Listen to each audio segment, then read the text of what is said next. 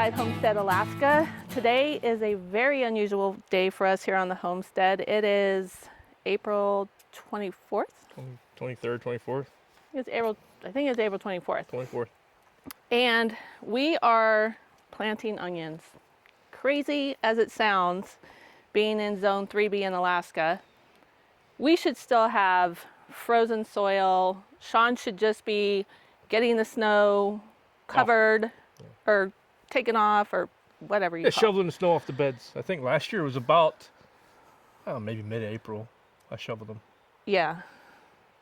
And now, according to the planting guide, I think it's the Almanac planting guide for your zone, this is when we're supposed to be planting, but this is the first year ever for us that we're actually able to follow the plan. So this is super exciting for us. Today we're doing onions, but this weekend we'll also be able to do carrots and maybe even some of the like broccolis and cauliflowers, direct sowing. Now my transplants won't go in till the beginning of May, weather permitting, but so I'm a little nervous to be doing this, but at the same time I've been so excited all day long because we might actually get a really good onion harvest, which we did okay last year. Well, we did okay last year. We had big enough onions to save.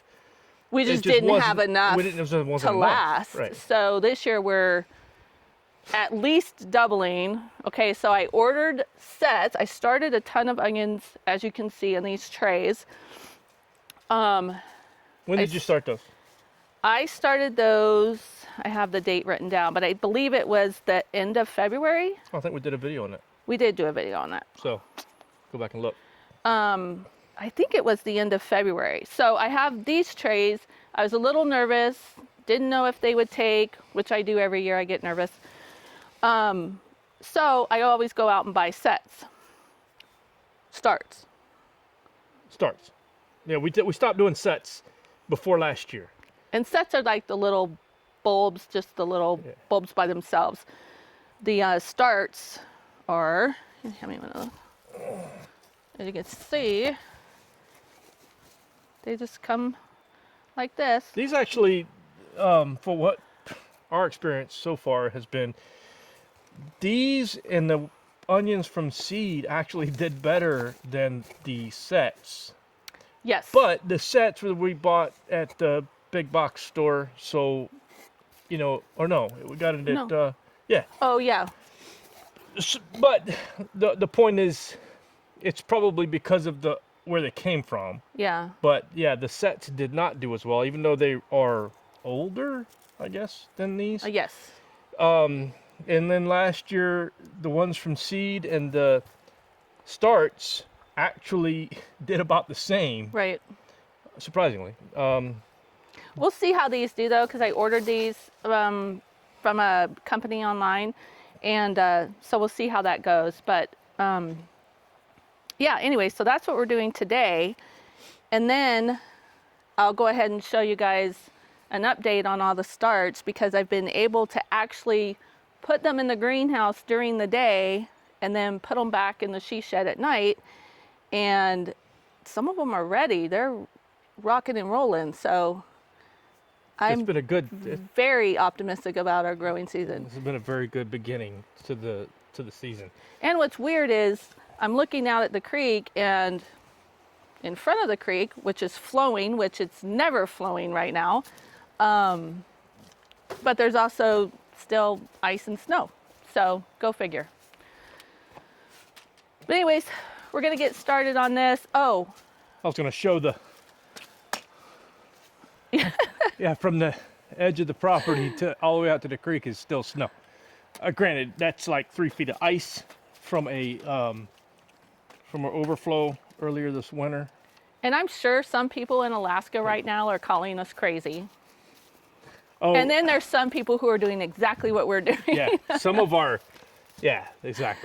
friends that garden will be going, oh yeah, those aren't going to make it, too or soon. whatever. Yeah, and then there's like you said, I mean, Alaskans are fickle when it comes to the weather, because when it's nice early, everybody jumps the gun. Yeah. Whether it be gardening or going out trying to camp, or I've done it myself where it's like super nice in Anchorage or in the area down here, and let's go camping. And you go somewhere and it's not even open because there's still snow. So, but Alaskans are like that with the weather because, well, we don't have a lot of summer. We have a long, hard winter usually. Right. Everybody that survived that didn't beat each other up is ready to rock and roll when it gets nice. And usually, I'm pretty sure there's not a chance of us having another frost. Anyways, I don't think there's a chance of us getting a hard frost after this. And even if they do, I've done my research.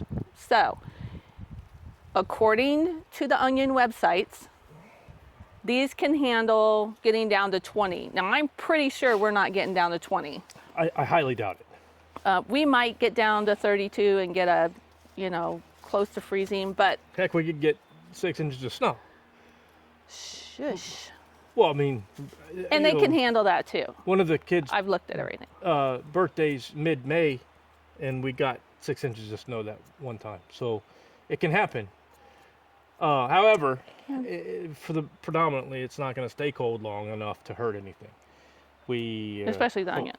Good thing is we have so many onion starts and from seed that no matter what happens, we can replant. So I went way overboard. So the ones that don't get planted today, I will store the ones that I bought up in our loft, which is really cool, and dry. And then these other ones will just hang out until June or so, and then we'll see where we're at. That's kind of an experiment. Oh, and then the other experiments we're doing for these onions, real quick, is we're trying 3 different ways, or what's in the beds, I guess. So we've got one bed that we're using these. We're talking about fertilizing. We're talking about amendments. Yeah, thanks. But this one has, so this is the one that has the spikes. They're made for citrus trees, but the NPK for the spikes is 10 20 10. Oh no. No, 10 15 15. 10 15 15. So these are supposed to be, Should be perfect for onions. yeah. So we're going to try it out. Yeah. And it's also got our compost in it. Oh yeah, everything we grow in our compost. That's the bare minimum that we put in. And then that one has some bone meal Has a little bit of bone meal in in it. this. This one right here is going to be just compost And bone meal. and bone meal.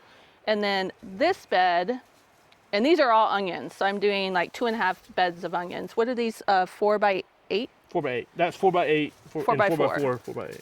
And so this bed's going to have Same as this. same as this, but we were going to do something different with this one. Oh, this one has rabbit manure in it. Oh, right. Yes. So that's the got rabbit experiment. manure. And I did test the soil. I don't think our testing kit is good. We got skewed results. However, the pH is still right, and our pH is right on the money, 6.5. Yes. Which is pretty much typical for Alaska, I guess. Is the soil here is, right at that perfect 6.5. Yeah, I think the only thing we have to work on is the potatoes. The potatoes and the hot peppers. pepper, or all peppers, yeah. They're going to want it to be a little bit more acid. I think it's like 5.5 to 6. So we'll amend that accordingly. But we are playing with our amendments this year. Yes. We're just striving to nail that perfect balance. We try to do everything as organic as we can. Right now, we're 100% organic. Mm-hmm. We will feed during the season with compost tea. I'll show you how we'll do that when we do it. But other than that, Yeah. I'll turn the camera around and show what we've done so far. Actually, I'll just. So, this is what Karen's using, and these are the ones she planted here, and then these are the ones we ordered. And this is the bed that And we've this done. is, yeah. You can narrate. And then over here, And these are the ones that I'm bringing out during the day. Now these were usually in the greenhouse, but we had such a beautiful day today, and these are the ones that are going to be going out early. So I figured I'd start trying to harden them off, because according to the guidelines, I should be able to put these in the ground first week of May. So we'll see. But here we've got some beets. This is asparagus, and then these are just a variety of brassicas. This is celery. I think this is lavender. Yes, my lavender, eggplant, If and you guys have watched leeks. my short about celery, you know how I feel about it. Well, I love celery, so is Gangrel. Nobody loves celery. Yes, they do. This is bok choy. This is kohlrabi, which I love. Fennel. This is all different cabbages, I believe. Cauliflower, more fennel, broccoli, strawberries, which those are just strawberries for a planter. We have a permanent bed of strawberries that we'll show you guys later, which are poking through the ground, crazy as that sounds. Chinese cabbage, so these are all brassicas. This is Brussels sprouts, which these guys look really good. We haven't had very good luck with Brussels sprouts. I'm The super only excited things about we really that. haven't had luck with would be Brussels sprouts and any of the melons. We haven't really had a lot Yeah, of. I'm trying luck again with this year, melons. but we'll see. This is broccoli, which this guy is really needing to go in the dirt. That's there. In the greenhouse, and all the peppers are still in, most of the peppers. Oh my gosh, it feels really good in here. So this is lemon balm, I believe. Lemon balm, more eggplant, rosemary, some different flowers. This is bergamot for my medicinal garden. Coreopsis, straw flowers. This is okra. Don't laugh. I'm trying again. River. And then these two trays are hot peppers. These are all different kinds of varieties of jalapenos that I'm just letting sit out here because it was like, what, 85 in here? It was closer to 90 in here. So this is really good temperature for them, and they'll go back in here in a couple hours. River, this is the problem with not tilling my bone meal in yet. River, stop. Come on. And then this right here This is a tomato that was in the greenhouse. I left it in here overnight. Yes, I know it's not even close to being ready, but it was in my way and it's not producing. So I'm giving it a chance out here. We'll see what happens. But it's been I've overwintered this thing and I have not gotten one single tomato off of it. some flowers. Those are marigolds. And then this is lettuce that we've been eating off of for a while. These are my petunia baskets. I'm trying this to see how this goes. Hopefully those do well, because then I won't have to buy them anymore. And this is tomato land. So these are all the tomatoes. These are growing so nice.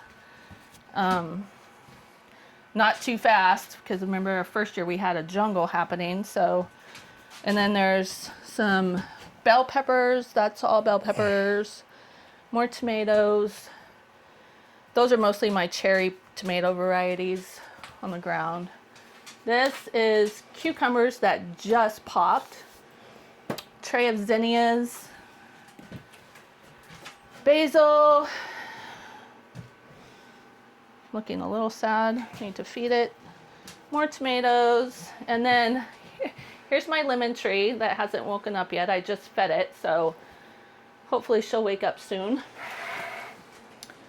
These are hot peppers that I've overwintered, kept inside. These guys are hot. Yeah, those are hot. And then those are Baquino, red and yellow chili peppers. And those are going to be used for pickling. These are, I just started these. What are these? Okay, don't laugh again, but I'm trying loofah. Yes, I am. And this is honeywort, the flower. It's like being married to a witch. Hey. And then this I just started. Now these are melons and I believe winter squash. Yeah. These are all the winter squash and some melons. We're going to give it a whirl again. Third time's the charm, right? And then, oh, look. Happy birthday to the zucchini. Every time something pops, I wish it a happy birthday. So these are all the summer squash, and then these are more petunias that I started for more baskets. So that's it for now. What's I've gotten, oh, and lettuce. Oh, those were my sick tray of peppers. They're getting better. That are getting much better. So they might make it. And really, that's it. I think the only thing I have left to do for this round is lettuce, is what we have left.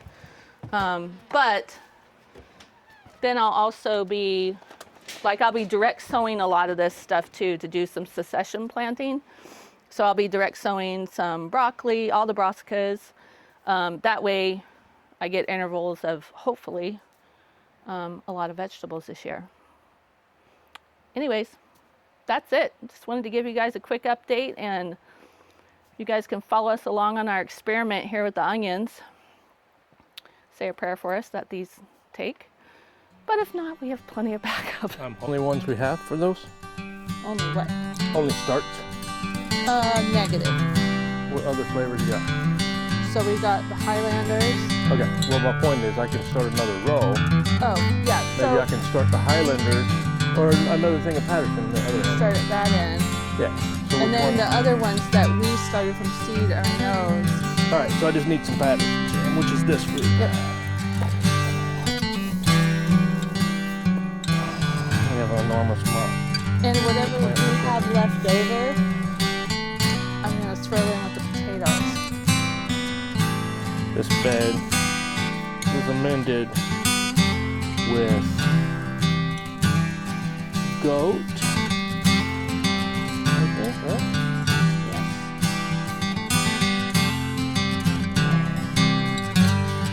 And goat, you can pretty much put right in your garden. Oh, this is not just goat though. This is goat and compost. Is that far enough? Is that far enough what? You want them? Fit it in. No. Spacing. So it takes that. Could be further apart again. Depends on what kind of onion you're